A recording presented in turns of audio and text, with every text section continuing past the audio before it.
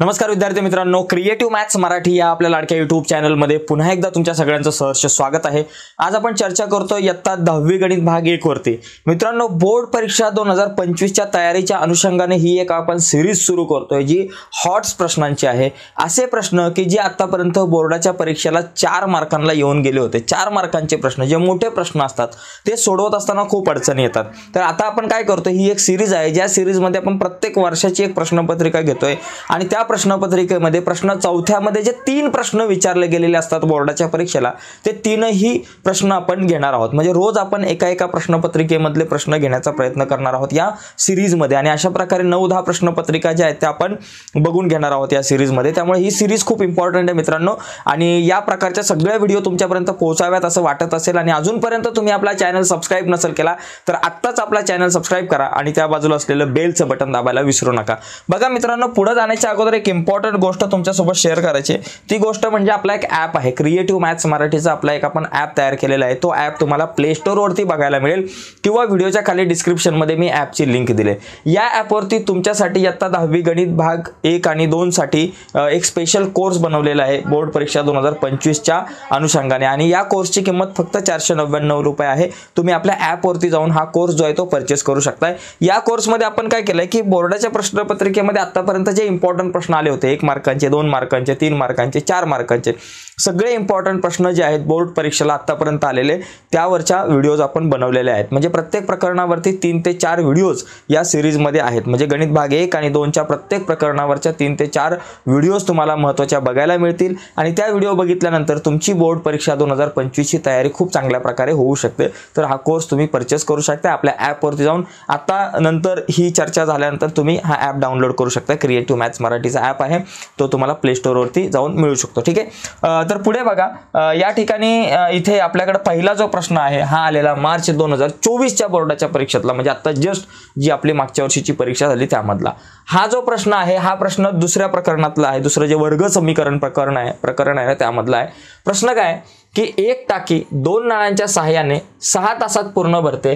ती टाकी भरण्यास लहान नळाला मोठ्या नळापेक्षा 5 तास जास्त लागतात, तर प्रत्येक नळाने ती टाकी भरण्यास किती वेळ लागेल? बघा मित्रांनो, गोंधळून जायचं नाहीये, एकदम हळूहळू आरामात विचार करायचा या प्रश्नासाठी। बघा प्रश्न काय की एक टाकी 2 नळांच्या सहाय्याने 6 तासात पूर्ण भरते। एक टाकी आहे आणि त्या टाकीमध्ये जर का 2 नळ चालू केले तर ते 2 नळ एकदम जर चालू केले तर ती टाकी 6 तासात भरते। ओके, एवढं लक्षात घ्या। 2 नळ चालू केले तर टाकी 6 तासात भरते। ओके, बाकी गणित बाजूला ठेवा, फक्त लॉजिक ठेवा की नळ चालू केले दोन्ही 6 तास लागतात भरायला। ओके, एवढं लक्षात आलं झालं। दुसरी गोष्ट, ती टाकी भरण्यास लहान नळाला मोठ्या नळापेक्षा 5 तास जास्त लागतात। बघा, लहान नळ आहे त्याला वेळ जास्त लागणार आहे, मोठा नळ असेल तर टाकी लवकर भरेल आणि लहान नळाला काय लागणार आहे, जास्त वेळ लागणार आहे। ओके, मोठ्या नळापेक्षा जास्त, पण तो किती वेळ जास्त लागतोय, 5 तास जास्त लागतात। म्हणजे मोठ्या नळाने ती टाकी 10 तासात जर पूर्ण भरत असेल तर लहान नळाला ते 15 तास लागणार। बरं का, इथं आपण मोठा आणि इथं लहान जर आपण पकडलं, जर मोठ्या नळाने ती टाकी 5 तासात पूर्ण भरत असेल तर लहान नळाला 5 तास जास्त लागणार। ओके, म्हणजे 10 तास लागतील। मोठ्या नळाने ती टाकी 15 तासात भरत असेल तर 10 नळाला ती टाकी भरायला जवळपास 20 तास लागतील, कारण 5 तास जास्त लागतात। बरोबर ना, या ठिकाणी लक्षात घ्यायचंय लहान नळाला 5 तास जास्त लागतात। मग आपण या ठिकाणी काय करूयात, इथं आपल्याला प्रश्न काय विचारलाय की तर प्रत्येक नळाने ती टाकी पूर्ण भरण्यास किती वेळ लागेल, म्हणजे लहान नळाने किती वेळात ती पूर्ण टाकी भरेल, म्हणजे फक्त लहान नळ चालू केला तर ती टाकी किती वेळात भरेल आणि फक्त मोठा नळ चालू केला तर ती टाकी किती वेळात भरेल। बघा आपण आरामात जाऊयात। पहिली गोष्ट काय करू, मोठ्या नळाने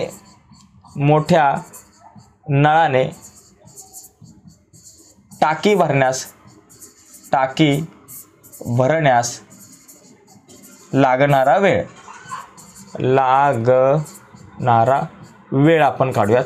मोठ्या नळाने किती वेळ लागणार आहे बाबा, समजा x तास, बरोबर। आणि लहान नळाने जर आपण विचार केला, लहान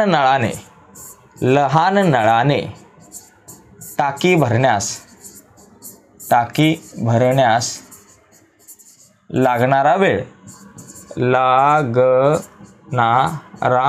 वेळ बघा, लागणारा वेळ किती, मोठ्या नळाने 1 तास लागतात आणि लहान नळाने काय होतं की 5 तास जास्त लागतात. इथं दिले की बाबा ती टाकी भरण्यास लहान नळाला मोठ्या नळापेक्षा 5 तास जास्त लागतात. म्हणजे मोठ्या नळाने 1 तास 1 तासात भरते, त्यापेक्षा 5 तास जास्त लागतात लहान नळाला, 1 + 5 तास. ठीक आहे. मग आता या ठिकाणी हे समीकरण कसं तयार होतं बघा, या ठिकाणी लक्षात घ्या. जर दोन्ही नळ एकाच वेळेस जर आपण उघडले, बघा इथं काय दिलंय, टाकी 2 नळांच्या सहाय्याने 6 तासात पूर्ण भरते. इथं लक्षात घ्या जी अट दिली, टाकी 2 नळांच्या सहाय्याने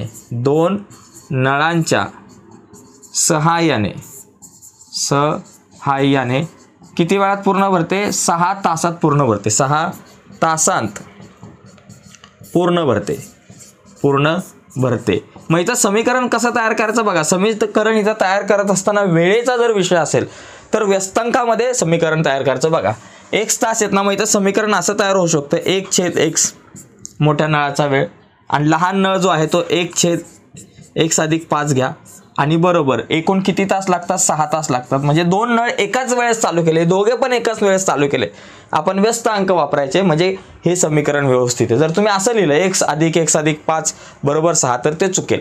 मग इथं कॅल्क्युलेट करताना लक्षात घ्या, जर वेळेचा जर विषय असेल, अशा प्रकारे तासाचा विषय असेल तर यावेळेस आपल्याला किंवा काळाचा विषय असेल तर इथं व्यस्तामध्ये सगळे कॅल्क्युलेशन करायचं. म्हणजे 1/x + 1/x + 5 1/x + 5 = 1/6, कारण 2 नळांना मिळून 6 तास लागतात म्हणून असं कॅल्क्युलेशन केलं. आता इथं तिरकस गुणाकार वगैरे आपण करू शकतो. 1 × x + 5 x + 5 अधिक x × 1 x भागिले x × x + 5 x × x + 5 बरोबर 1/6. ठीक आहे. आता x + x 2x झाले, 2x आणि अधिक हा 5 आपला जसाच्या तसा, त्याला काय धक्का द्यायला नको, भागिले x × x x चा वर्ग झाला आणि अधिक x × 5 5x झालं बरोबर 1/6. आता आपण काय करू, तिरकस गुणाकार करू. बरोबर, पहिलं 1 × x² + 5x तर ते x² + 5x आपल्याकडं जसंच्या तसं राहणार. ओके बरोबर. 6 ने या कंसाला गुणा, याला गुणा 2x + 5 ला, 6 × 2 6 × 2 12 म्हणून 12x अधिक 6 × 5 30 म्हणून 30 झालं. सगळ्यांना एका बाजूला घेतलं की एक वर्ग समीकरण तयार होईल. बघा कसं, x² आपल्या जागेवर अधिक 5x आपल्या जागेवर, 12 अधिक 1 इकडाले वजा 12x झाले, 30 अधिक 1 इकडाले वजा 30 झाले बरोबर 0. मग आपल्याकडे आलं x², 5तून 12 जात नाही, 12तून 5 गेले 7, मोठ्या संख्येचं चिन्ह वजा 7x आणि हे वजा 30 बरोबर 0. आता इथं एक वर्ग समीकरण तयार झालं मित्रांनो.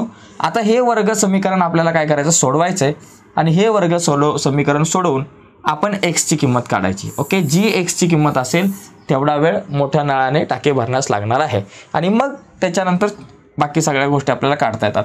तर सगळ्यात पहिली गोष्ट, आता हे समीकरण आपण सोडवू. हे समीकरण सोडवण्यासाठी आपल्याला काय करायचं बघा, इथे वर्ग समीकरण सोडवत असताना शेवटी काय बाबा 30 आहे, म्हणजे मला गुणाकार 30 पाहिजे अशा संख्या शोधा. गुणाकार 30 पाहिजे. कोणाकोणाचा गुणाकार 30 येतो बघा, या ठिकाणी 15 दुने 30, 10 त्रिक 30, 6 पंचे 30.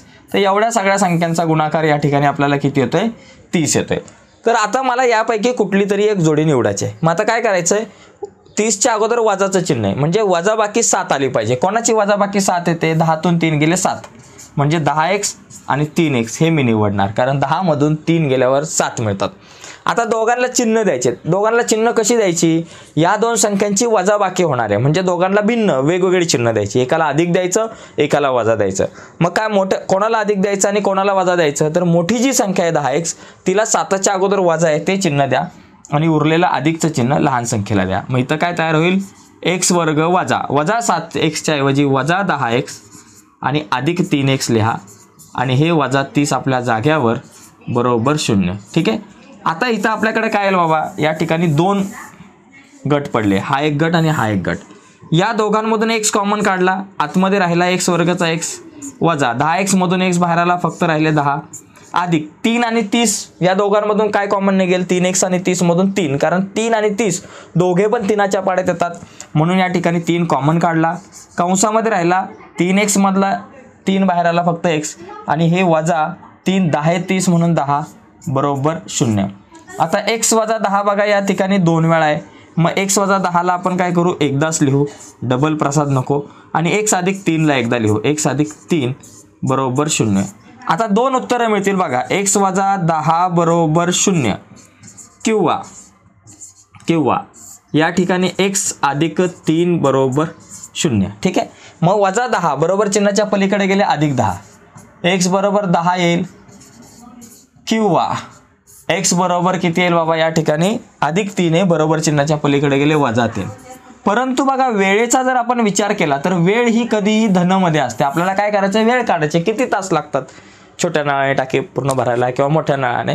हा जो वेळ आहे तो कधी सुद्धा धन असतो, ऋण नसतो. त्याच्यामुळे आपण x बरोबर वजा 3 घेऊ शकत नाही. त्याच्यामुळे x बरोबर 10 आपण घेणार. आता x ची किंमत आली तर मोठ्या नळाने टाकी भरण्यास किती वेळ लागणार आहे, x तास, बरोबर. मग या ठिकाणी आपण लिहू मोठ्या नळाला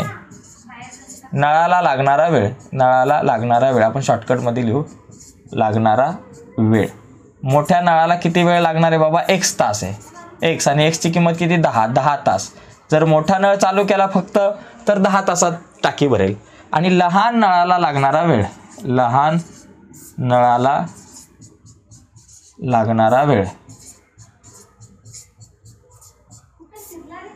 ओके.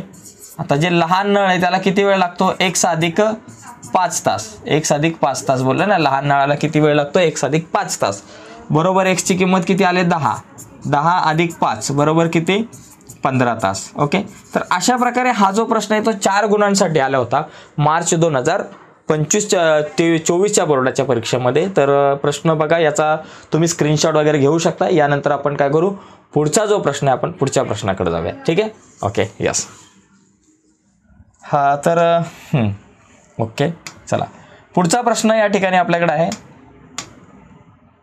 हा बघा, या ठिकाणी या प्रश्नात कसा विषय आहे की प्रश्न दुसरा जो आहे खूप सोपा प्रश्न आहे तसं बघायला गेलं तर. इथं काय करायचं, एका परीक्षेमध्ये परीक्षेच्या निकालाच्या टक्केवारीचे वर्ग आणि त्या वर्गात असणारी विद्यार्थी संख्या पुढील सारणीत दिली आहे. या सारणीवरून आयतालेख न काढता वारंवारता बहुभुज आपल्याला काढायचा आहे.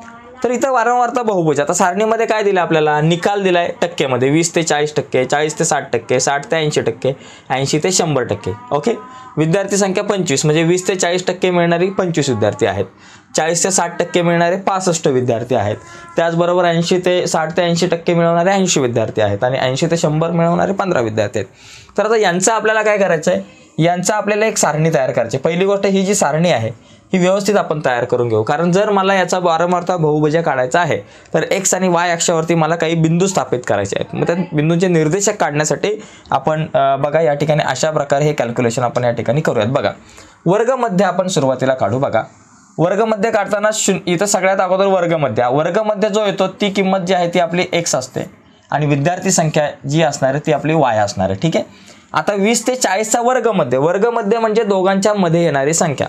मग आता 20 आणि 40 यांच्यामध्ये काय येते बाबा, 20 आणि 40च्या मध्ये येणारी संख्या 30, 40 आणि 60च्या मध्ये काय येतं 50. मग दुसरी एक ट्रिक सांगतो, मग काय करायचं, 20 आणि 40चा वर्गमध्ये 20 आणि 40च्या मध्ये 30 येतात, किंवा दुसरी एक पद्धत आहे 20 अधिक 40 करायचं, दोघांची बेरीज भागिले 2, 20 अधिक 40 60, 60 भागिले 2, 60च्या निम्मे किती 30, असं पण करू शकता तुम्ही. ठीक आहे, 40 आणि 60च्या मध्ये येतात 50, 60 आणि 80च्या मध्ये येतील 70, आणि 80 आणि 100च्या मध्ये किती येतात बाबा 90. तर अशा प्रकारे हे वर्गमध्य झाले. परंतु एक गोष्ट लक्षात घ्या, हे वर्गमध्य थोडेसे एक अगोदरचा पण घ्यायचा, म्हणजे 20 ते 40च्या अगोदर आपल्याकडे 0 ते 20 असू शकताय, हा सुद्धा एक ॲड करा. आणि इथं 80 ते 100 नंतर 100 ते 120 असू शकतात, हा एक भाग या ठिकाणी आपण इथं काय करू, ॲड करू. बरोबर, हा एक कॅल्क्युलेशनला थोडासा ॲड करायचा. 100 ते 120 मध्ये येतील 110, इथं जाऊ द्या, याचा काय विषय नाही. आणि 0 ते 20 यांचा वर्गमध्ये येतो 10. ठीक आहे, मग आता लक्षात घ्या, ही जी आहे ती वायची किंमत आहे आणि ही जी आहे ती एक्सची किंमत आहे. या दोन्ही गोष्टी आता आपल्याला काय करायच्यात, इथं दर्शवायच्या आहेत. मग आता यासाठी सुरुवातीला एक्स अक्ष आणि वाय अक्ष आपल्याला क्लिअर करायचा आहे. हा जो आडवा जो असतो तो काय असतो बाबा आपल्याकडे एक्स अक्ष, बरोबर, आणि हा जो उभा जो असतो हा आपला काय असतो वाय अक्ष. तर हे दोन्ही अक्ष आपल्याला समजून घ्यायच्यात. याच्यामध्ये एक गोष्ट लक्षात घ्या, जे खाली असतात एक्स अक्ष ते वर्गमध्य सगळे इथं घ्यायचे, इथं 0 असणार तुमचा, बरोबर. आणि वर्गमध्य बघा, इथं 10 पासून सुरुवात करा, 10 20 30 40 50 वगैरे 100 120 पर्यंत आहे. 10 बघा या ठिकाणी आपण काय करू 10 20 30 40 50 50 60 70 80 90 100 110. चला घ्या 10 20 30 40 50 60 70 80 90 100 110. ठीक आहे. आता हे सगळे काय आहेत मग ते लिहा बाबा. हे सगळेजण काय आहेत इथं वर्गामध्ये जे आहे हा निकाल आहे टक्केमध्ये, बरोबर ना. हा जो आहे निकाल, मग इथं लिहायचा निकाल. निकाल निकाल हा टक्केमध्येच असतो ना. निकाल कशामध्ये बाबा टक्केमध्ये. ठीक आहे. 100पर्यंत लिहिलं तरी चालेल पण ठीक आहे. निकाल हा टक्केमध्ये असतो. याच्यानंतर पुढे काय करायचं आपल्याला, हे जे उभे जे आहे ही विद्यार्थी संख्या जी आहे ती इथं दिसली पाहिजे वाय अक्षावरती. मग आता इथं आपण कितीचा फरक घेऊयात बघा, 25 65 80 पर्यंत. मग आपण इथं काय करू 20-20चा फरक वगैरे घेऊ किंवा 10चा जरी घेतला इथं पण तरी चालू शकतं बाबा. बघा 10 10 20 30 40 50 60 70 80 90 आणि 100. चला घ्या बघा 10 आहे 20 आहेत 30 आहे 40 आहे 50 आहे 60 आहे 70 आहे 80 आहे 90 आहे आणि 100 आहे. आता हे सगळं काय बाबा, हे जे उभं आपल्याला दिसतं हे सगळे काय विद्यार्थी संख्या. मग या ठिकाणी इथं आपण लिहूयात विद्यार्थी संख्या. विद्यार्थी संख्या ही आपली आहे विद्यार्थी संख्या. एक लक्षात घेणं गरजेचं आहे मित्रांनो, या सगळ्या गोष्टी डिटेलमध्ये लिहा. 4 मार्काचा प्रश्न आहे आणि हे हातातले मार्क आहे. मग आता आपल्याला काय करायचं, हे सगळे बिंदू स्थापन करायचे पण त्याच्या अगोदर प्रमाण एक लिहिणं खूप गरजेचं आहे. प्रमाण हे खूप इम्पॉर्टंट आहे. बघा प्रमाण आपल्याकडे बघा, पहिली गोष्ट एक्स अक्षावर काय प्रमाण आहे आपल्याला ते लिहिणं गरजेचं आहे आणि दुसरी गोष्ट वाय अक्षावर प्रमाण काय आहे ते सुद्धा लिहिणं गरजेचं आहे. कारण काही वेळेस काय होतं प्रमाण न लिहिल्यामुळे आपले मार्क जाऊ शकतात. एक्स अक्षावर 1 सेमी बरोबर आपण काय घेतलं आणि वाय अक्षावर 1 सेमी बरोबर आपण काय घेतलं ते लिहिणं गरजेचं आहे. एक्स अक्षावर 1 सेमी म्हणजे 10 10 10 10 10चा फरक आहे पण 10 10 काय इथं टक्के आहे 10%. 1 सेमी म्हणजे 10% आणि वाय अक्षावर 1 सेमी म्हणजे 10 10 10 विद्यार्थी संख्या आहे. 10 विद्यार्थी हे लिहिलं की एकदा टेन्शन नाही झालं. आता आपण काय करू, आता आपण या ठिकाणी हा ग्राफ काढायला घेऊयात.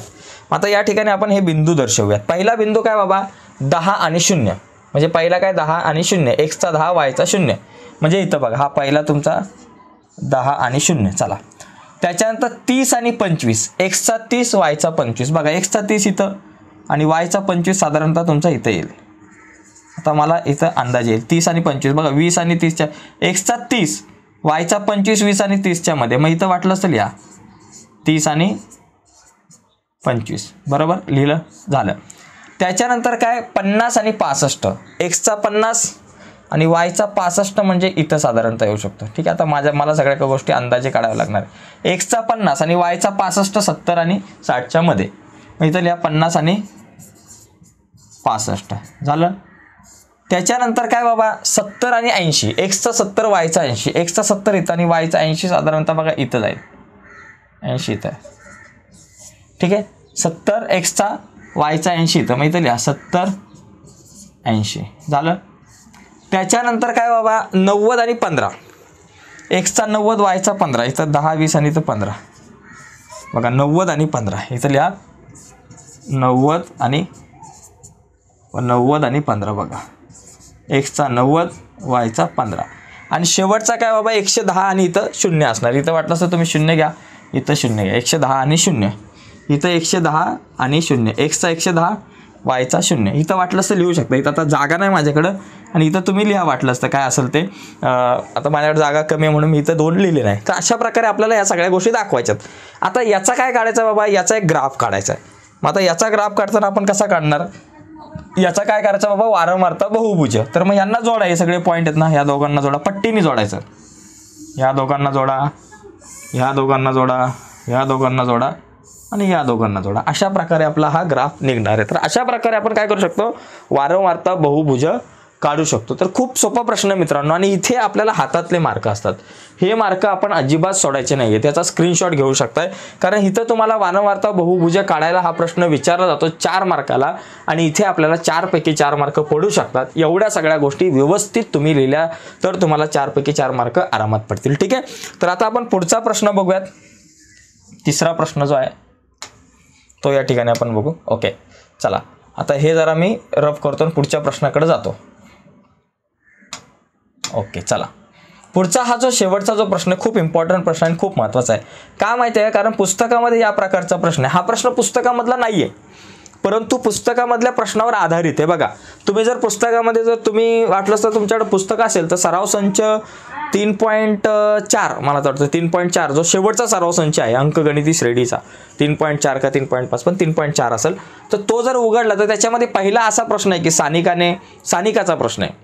पहिल्या दिवशी एवढे पैसे गुंतवले 1 रुपया, दुसऱ्या दिवशी 2 रुपये, काहीतरी पहिल्या दिवशी 10 रुपये, दुसऱ्या दिवशी 11 रुपये असा प्रश्न आहे.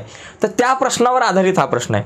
फक्त सानिकाच्या प्रश्नामध्ये काय होतं की तिची वर्षभराची गुंतवणूक काढायला सांगितलेली आणि या प्रश्नामध्ये तिची त्या ठराविक महिन्याची गुंतवणूक. बघा इथं काय दिले, कविताने एका महिला बचत गटामध्ये, आता कविताने काय केलं, एका महिला बचत गटात पहिल्या दिवशी 20 रुपये गुंतवलेत, दुसऱ्या दिवशी 40 रुपये गुंतवलेत, तिसऱ्या दिवशी ती 60 रुपये गुंतवणार, नंतर ती 80 रुपये गुंतवणार. अशा प्रकारे ही गुंतवणूक करते. सानिका जी आहे ती अशा प्रकारे बाबा पैसे इन्व्हेस्ट करते. तर तिची बघा पैसे गुंतवल्यास तिची फेब्रुवारी 2020 या महिन्याची एकूण गुंतवणूक की आता फेब्रुवारी 2020 लक्षात घ्या, फेब्रुवारी 2020 आहे आणि या ठिकाणी 2020चा विषय दिलेला. आता फेब्रुवारी हा महिना जर तुम्ही बघितला तर हा महिना आपला कधी कधी 28चा असतो आणि कधी 29चा असतो. मग कसं ओळखायचं हा फेब्रुवारी महिना 28चा असेल का 29चा, कारण साल दिलंय ना, नुसतंच फेब्रुवारी नाही दिलं, इथं साल दिलेलं आहे 2020. मग लक्षात घ्या लीप वर्ष असेल तर त्या लीप वर्षामध्ये 300, तसं आपण बघितलं तर वर्षामध्ये 365 दिवस असतात आपण म्हणतो, परंतु लीप वर्ष जे असतं ना त्याच्यात 366 दिवस असतो आणि याच्यामध्ये आपला फेब्रुवारी महिना किती दिवसाचा असतो, 29 दिवसांचा असतो लीप वर्षामध्ये. मग हे लीप वर्ष आहे की नाही कसं ओळखायचं, बघा ज्या वर्षाला 4ने भाग जातो ते लीप वर्ष. आता इथं शेवटी 20 आहे, 2020 याला 4ने भाग जातो म्हणजे हे काय झालं लीप वर्ष, म्हणजे याच्यातला फेब्रुवारी महिना 29 दिवसाचा. त्याचबरोबर 2024 आता चालू आहे 2024 सुद्धा लीप वर्ष आहे कारण याला 4ने भाग जाईल. त्याच्यानंतर 2028 लीप वर्ष, याच्या अगोदर 2016 लीप वर्ष, याच्या अगोदर 2012 लीप वर्ष आहे. म्हणजे या वर्षांमध्ये तुमचा 29 दिवसांचा असणार आहे फेब्रुवारी महिना. मग इथं आपला फेब्रुवारी महिना कितीचा असणार आहे, 29 दिवसांचा, एवढं लक्षात घ्यायचं. म्हणजे तिची 29 दिवसांची गुंतवणूक असणार आहे. परंतु जर महिना 2019 असता तर मग तिथं 28 दिवस असते. बघा आता या ठिकाणी हा मुद्दा सगळा आहे. आता तिची पहिल्या दिवशीची जी बचत आहे, पहिल्या दिवसाची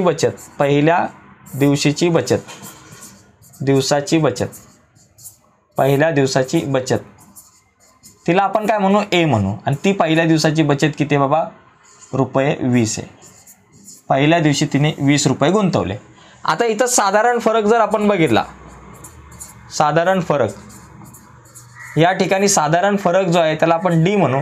इथं बघा 20-20चा फरक आहे, रोज ती 20 रुपये वाढवते. पहिल्या दिवशी 20 टाकले, दुसऱ्या दिवशी 40, तिसऱ्या दिवशी 60, चौथ्या दिवशी 80, तिचे 20-20 रुपये वाढतात म्हणजे डी बरोबर 20. आता तिची बघा फेब्रुवारी महिन्यातली एकूण बचत म्हणजे पहिल्या दिवसाची बचत अधिक दुसऱ्या दिवसाची बचत अधिक तिसऱ्या दिवसाची बचत अधिक चौथ्या दिवसाची अधिक 5व्या दिवसाची, या सगळ्यांची बेरीज म्हणजे फेब्रुवारी मधले तिने जेवढे पैसे गुंतवले त्या सगळ्यांची बेरीज करायची, त्या सगळ्या दिवसांची बेरीज. मग ज्यावेळेस बेरीज येते त्यावेळेस आपण SNचं सूत्र वापरतो. मग किती दिवसांची बेरीज करायची, इथं किती दिवस आहेत, 29 दिवस आहे. मग 29 दिवसांची बेरीज म्हणजे S29 या ठिकाणी आपल्याला काढायचं आहे, बरोबर. मग इथं लिहायचं आपण कविताची फेब्रुवारी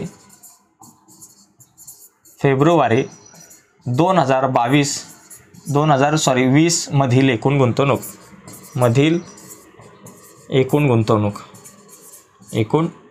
आपल्याला या ठिकाणी काढायची आहे, एकूण गुंतवणूक. मग त्या गुंतवणुकीला आपण म्हणणार S29. जर 2019 असतं तर मग S28 काढलं असतं, 2018 असतं तर S28 काढलं असतं, 2025 आलं तर S28 काढलं असतं. इथं 2020 आहे म्हणून S29 फेब्रुवारीची बचत. आता सूत्र वापरा SNचं सूत्र काय बाबा, SN बाबा इथंच लिहू सूत्र बाजूला, SN बरोबर N/2 कंसात 2a अधिक n वजा 1 गुणिले d कंस पूर्ण. तर हे सूत्र जे आहे ते या ठिकाणी आपण लिहून घेऊयात. सूत्र खूप इम्पॉर्टंट आहे. हे सूत्र पाठ पाहिजे नसेल तर मग आपली वाट लागू शकते. आता यस 29 काढायचं. यस 29 लिहू.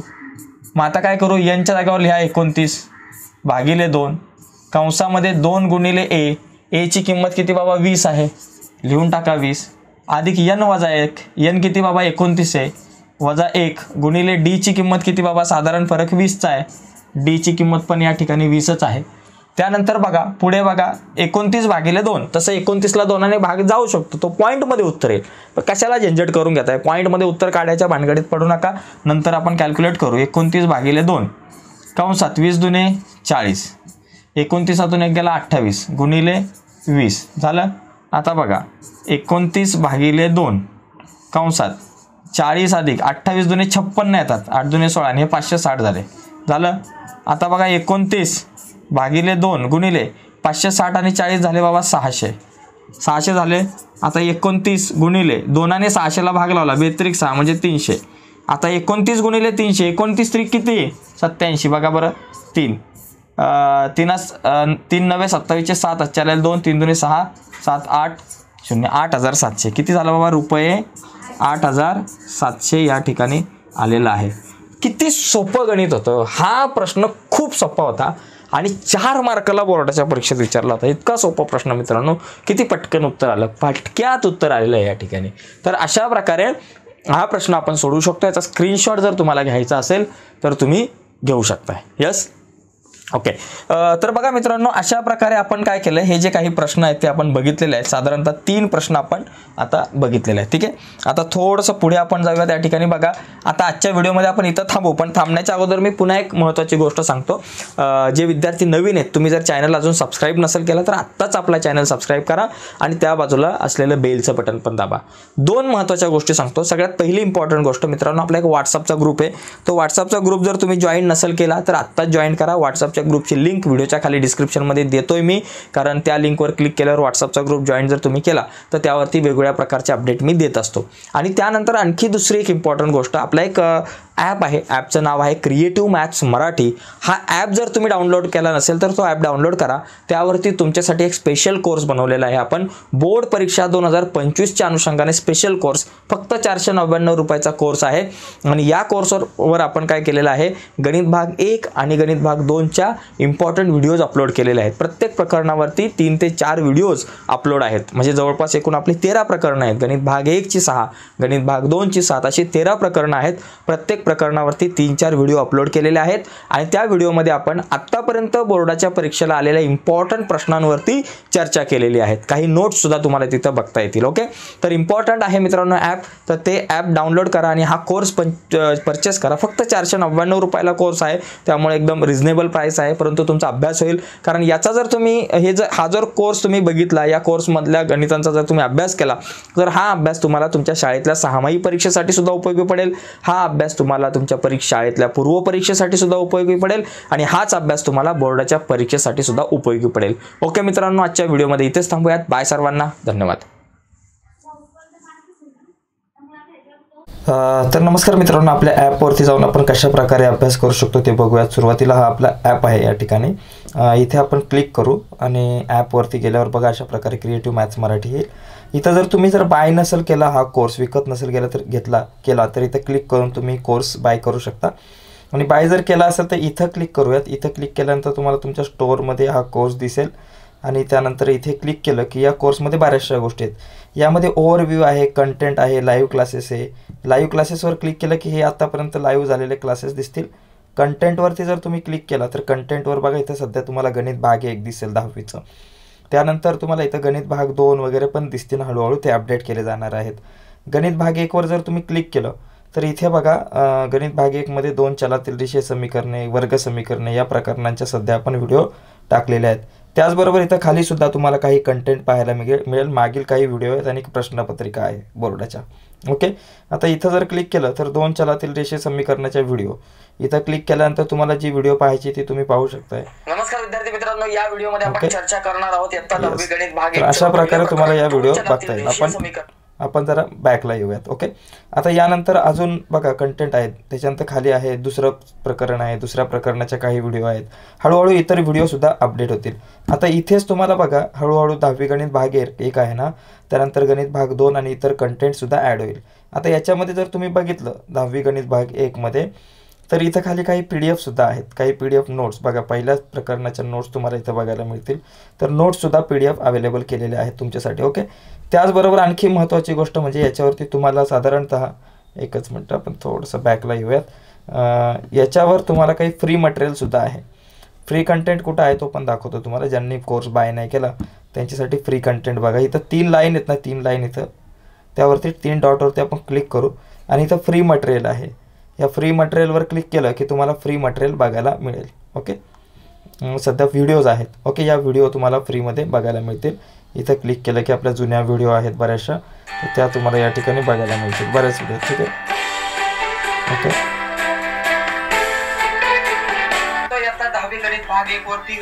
ओके, ओके, तर अशा प्रकारे तुम्ही आपल्या ॲपवरती अभ्यास करू शकता, ॲपवरती जाऊन. ठीक आहे, काही कंटेंट फ्रीसुद्धा आहे आणि काही कंटेंट पेडसुद्धा आहे. तर बराच कंटेंट आहे तुमच्यासाठी, तर तुम्ही ॲपवरती जाऊन अभ्यासू शकता. आणि जर कोर्स अजून तुम्ही बाय नसेल केला तर इथं बाय बटनावर क्लिक करा. या बाय बटनावर जर तुम्ही क्लिक कराल, क्लिक केल्यानंतर तुम्हाला तो कोर्स जो आहे तो परचेस करता येऊ शकतो. ओके, तर तो कोर्स परचेस करा. ॲक्च्युली इथं क्लिक केलं की इथं आय एम इंटरेस्टेड शब्द येतो, आता नाही येणार कारण आता ऑलरेडी यामध्ये परचेस केलेला आहे. इथं आय एम इंटरेस्टेड शब्द येतो, त्यावर क्लिक केलं की तुम्हाला एक व्हॉट्सअपला मेसेज जाईल, त्यावर क्लिक करून तुम्ही कोर्स विकत घेऊ शकताय. हा, ओके मित्रांनो, धन्यवाद.